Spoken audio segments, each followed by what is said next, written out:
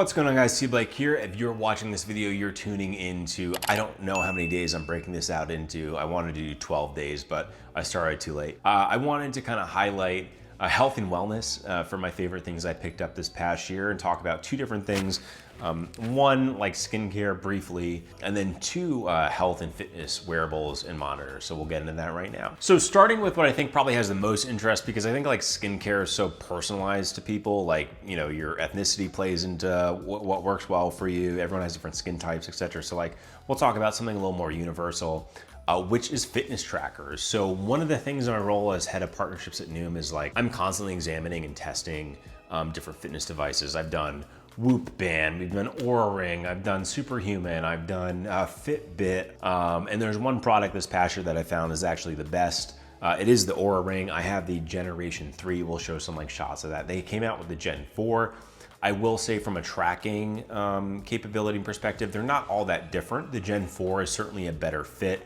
I needed a quite large ring to fit around my pointer finger, and I ended up wearing it on my middle finger anyways. But anyways, let me talk about what I like about it. If you're interested in like, I think like the Gen 3 is a bargain right now. It's especially under retail. What I like about the Oura Ring that I didn't like about the Whoop Band or the Fitbit specifically was like sleep tracking. Like sleep tracking was really most important to me. The Fitbit just caused an abrasion, especially with like the silicone against my wrist. I tried a non-silicone band, just didn't help. It wasn't comfortable to wear to sleep. The Whoop Band, same deal. I also thought Whoop Band was like quite expensive for what I was getting. It did have sleep tracking. It did have good activity tracking. I play hockey the most too. Like that's my most common workout. So for me, having a fitness tracker that was like still let me stick handle and everything was really important. So I was like, I liked the Whoop Band for that. I liked the Fitbit for that. I was apprehensive about the ring itself. Have not had an issue wearing the ring playing hockey, which is great. But again, primarily more so than calorie counting or anything else, I really wanted to monitor my sleep health because we know so many things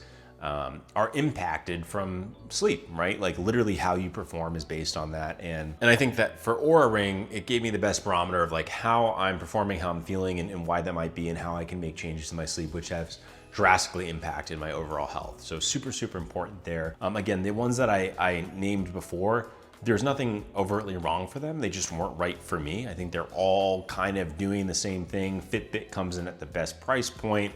Whoop and Oura, kind of apples to apples in terms of price point and wearability. Of course, like some people may not like wearing a ring every day. They'd prefer the actual band. I wanted to start wearing watches more often, and I was just unable to wear a watch with either the Whoop Band or the Fitbit.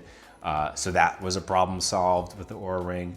But overall, super, super happy with it. I highly recommend checking out, especially now that the Gen 3's at such a lower accessible price point. Highly, highly recommend it. And with that, we'll talk briefly about kind of skincare, hair care, things that I like. So as always, if something was like a paid ad, I would disclose it. All these things are things that I spend my own money on. First and foremost, styling powder. I got this off Amazon. I absolutely love it. My barber put it in my hair once and I was like, this is like the best thing ever. Have no idea what's in this. It like comes out kind of like a chalky powder, but it adds a lot of texture to my hair. My hairline, if you look back at videos from like when I started YouTube, has always been pretty far back. Thankfully, it has stayed far back and not retreating further. But it's like important to have some volume up top. And I love this styling power. It's like $9. I'll link that down below in the description. There's a couple brands. They all make pretty much the same thing. And then for skincare, after turning 30, I was like, I got to kind of do something to like take a little bit better care of my skin. I didn't have like any sort of regimen. So like when I started that, I was looking up a couple things, right? Like I wanted things to be paraben free.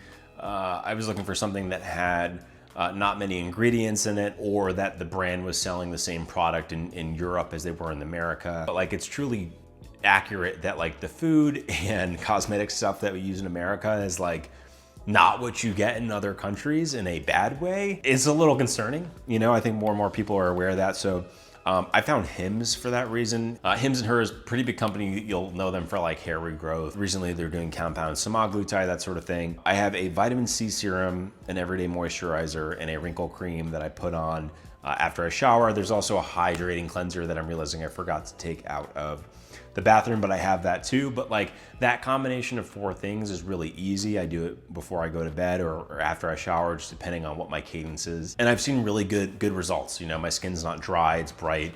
I'm on a lot of video calls all day, and it just was something where I was like, oh, I should probably take better care of my health and monitor it. And these products are really good. They're really price point accessible as well. All right, that's another shift. Again, like I don't think I've done many health and wellness videos in my YouTube career, but those are some things that I picked up this past year that I really enjoy. Want to share with you guys, and stay tuned. We'll be doing more videos this week on my favorite things of 2024. As always, if you guys have questions about things I've shared, suggestions or recommendations of things you enjoy yourselves, please let me know. T-Blake signing out.